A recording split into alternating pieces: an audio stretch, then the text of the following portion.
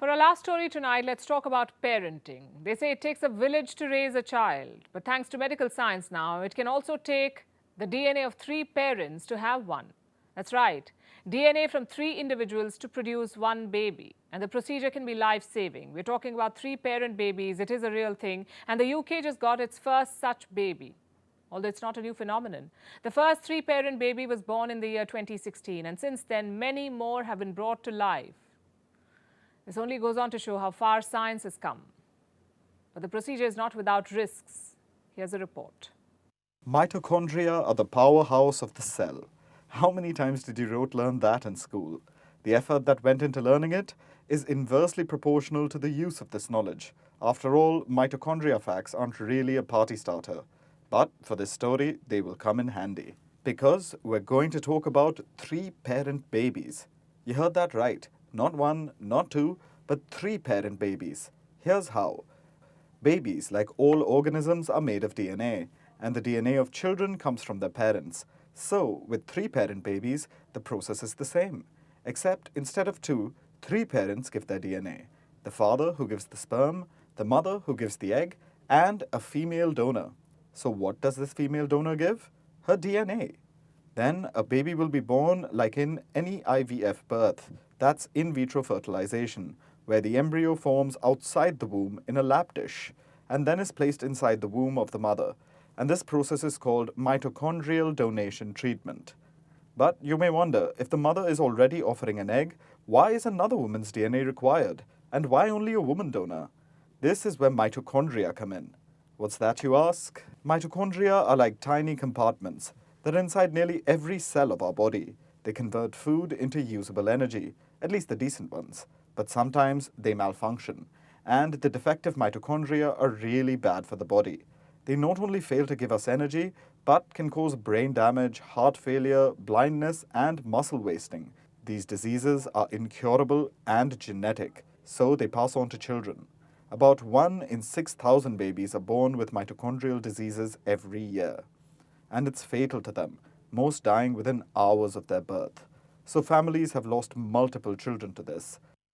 So obviously, parents want to protect their babies from this. And for them, this method is the only solution. People inherit all their mitochondria from a woman, and that's why they need the genes of a 3rd female donor, even if only 0.1% of the baby's genes come from her. Because this brings in the donor's healthy mitochondria, not the faulty ones, and a healthy baby is born. Which is exactly what's happened in the UK. For the first time in history, a 3-parent baby has been born. But this isn't the first such case in the world.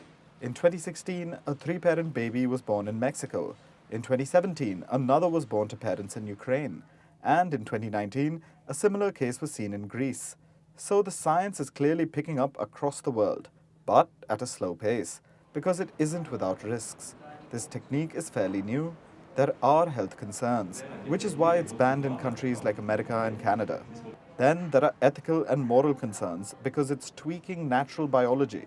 In a few cases, the process is unsuccessful too. But while the concerns are valid, there are also the consequences of not making use of this technique. Because for thousands of families, this is their only hope. What we need is balance. How to achieve it is the challenge. So, Three's company or crowd? The choice is yours. Now let's look at what's happening in Thailand. We told you yesterday about the upcoming election. Today we'll focus on a major issue that's dividing Thai voters: marijuana. That's right, political parties are sparring over the future of weed in Thailand. They legalized marijuana last year. Well, sort of. The government made a technical move. It removed cannabis from Thailand's narcotics list. So it's technically not illegal anymore. But there are no ground rules on growing and consuming weed. Before the government could work on those, it was disbanded for the election. And this regulatory vacuum has triggered a debate. How should weed be handled in Thailand? That's what political parties can't agree on. And believe it or not, it has become a major election issue in the country. Here's a report.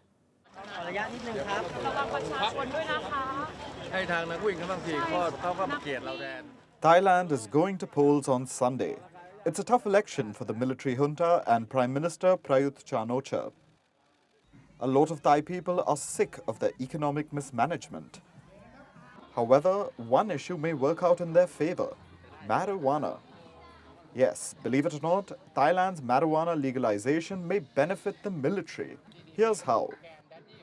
Last year, Thailand removed cannabis from its narcotics list. It was done by the ruling coalition under General-turned-PM Chan O-cha. His coalition included local parties from regions in Thailand that grow cannabis, so cannabis was no longer illegal. But there were no real laws surrounding its cultivation and sale. No one was sure what was allowed and what wasn't, and to no one's surprise, people took advantage of the legal grey area. Marijuana dispensaries started cropping up everywhere, both medical and otherwise. People were selling joints, edibles, and everything in between. Tourists were flocking to Thailand like never before. But there's always a dark side, like children having easy access to marijuana. Cops shaking down tourists who didn't know they couldn't smoke weed in public. It was bedlam. It still is. And people want to know what's allowed and what's not. I think they should be more clear about the rules about weed, cannabis, and how people can smoke inside or not. Just make more clear about the rules. Because right now it's like 50-50 about everything. So The government was going to pass legislation to regulate cannabis this year, but they faced resistance in parliament. Eventually, the government's term lapsed ahead of the upcoming polls. It was disbanded before it could pass marijuana regulation laws. So the next government will have to take care of it, and Thailand's political parties are in a fix. Despite its reputation as a tourism hub, Thailand, especially rural Thailand, is a conservative place. There has been public outrage over images of stoned children. Some sections of people are afraid of what legalizing cannabis will do to Thai society. Of course, there are voices on the opposite side of the fence, like farmers who grow marijuana. Many believe that the crop is their cash cow. They're backing their local parties who have promised to make weed legal and expand the industry. At the national level, the biggest parties are in a bind. Both of the parties leading in polls are courting the youth vote. These are the Pure Thai Party and the Move Forward Party. They have projected themselves to be the change makers. Move Forward in particular is fueled by young, hopeful voters. But both the PTP and Move Forward have said legalization happened too soon, that it needs to be reined in, and this has spooked some voters. I think one of the reasons that people doesn't actually invest in cannabis right now, or they didn't put that much effort in cannabis, is that they're not certain that the industry is gonna stay for long, right? So they're not gonna invest millions in something that, say, if we have next elections, we're gonna go back into having all this into something illegal again. So people don't invest. Ironically, in this debate, it's the largest military-backed parties that are seen as progressive. That's mostly because they've maintained a studied silence on the topic of cannabis. The studied silence, plus the fact that they were in power when weed was legalized, Thailand's junta might capture some of the rebellious youth vote. It's election time in Turkey. Many are calling it the toughest test for Recep Tayyip Erdogan. He's ruled for 2 decades now. He has single-handedly changed Turkey's DNA. It was a progressive, secular country. Now it's more orthodox and Islamist. Erdogan has survived many challenges in the past, even survived a coup attempt in 2016. But this time, the challenge is different. The economy is bad, the global outlook is gloomy, and Western allies are fed up with him. So the opposition has sensed a chance. They think there is a genuine possibility of unseating him. We'll get to the political battle. But first, the basic facts. There are 2 candidates you should know about. One is obviously Erdogan. The other is Kemal Kılıçdaroğlu. He's a combined opposition candidate. 6 parties in the opposition have come together and they've nominated this man. The voting will happen on the 14th of May. If any candidate gets more than 50% votes, then the job is done.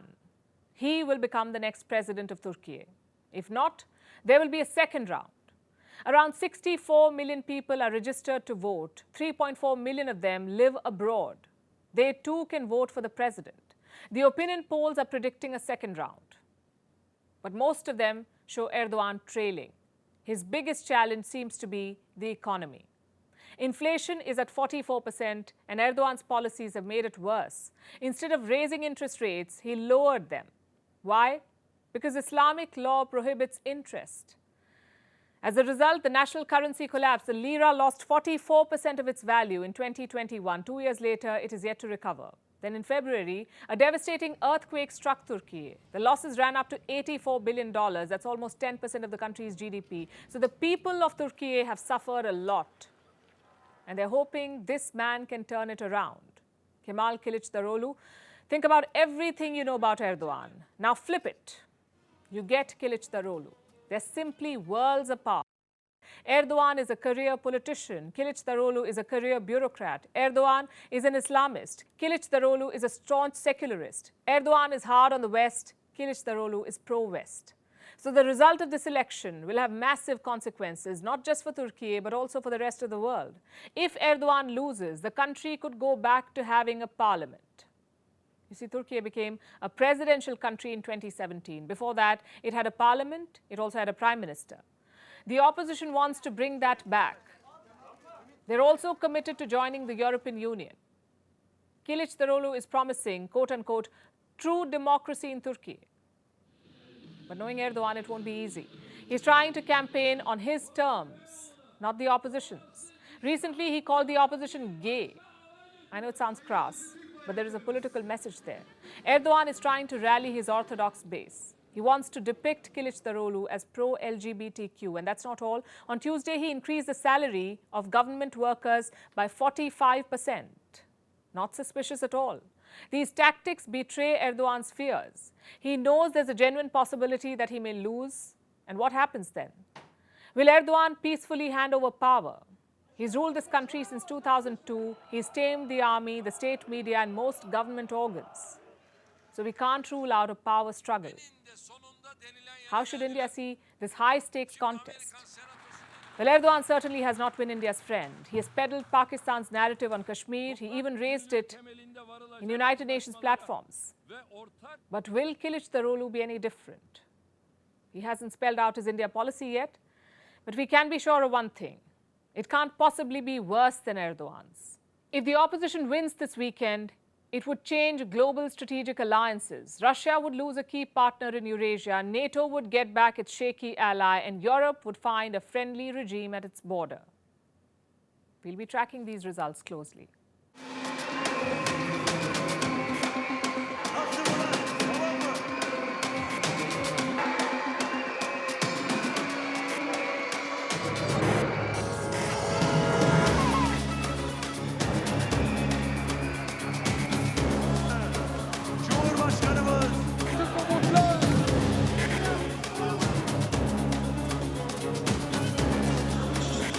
Değişime hazır mısınız? Türkiye'yi yeniden aydınlığa çıkaracak en büyük gücümüz.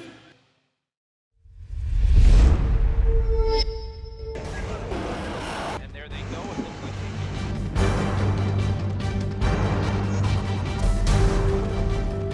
The US and Russia are dangerously close to an armed conflict.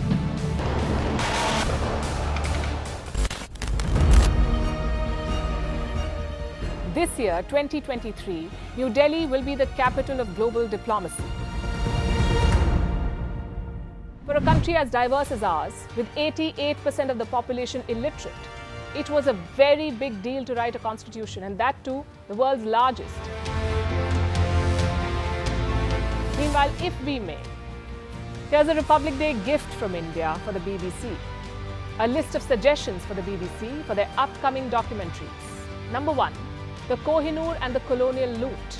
Number 2, an outdated monarchy and unhealthy obsession with the royals. Number 3, racism in 2023. We're waiting.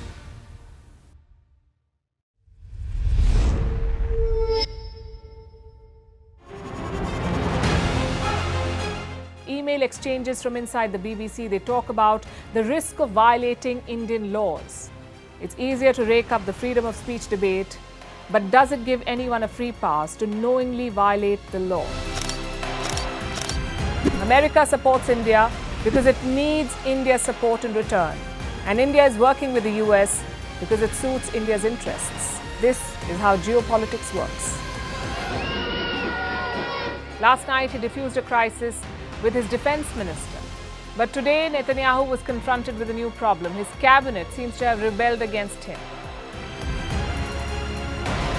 The UK is looking at the Indian subcontinent to fill its coffers. That India seems to be negotiating from a position of power, like a partner and not a former colony.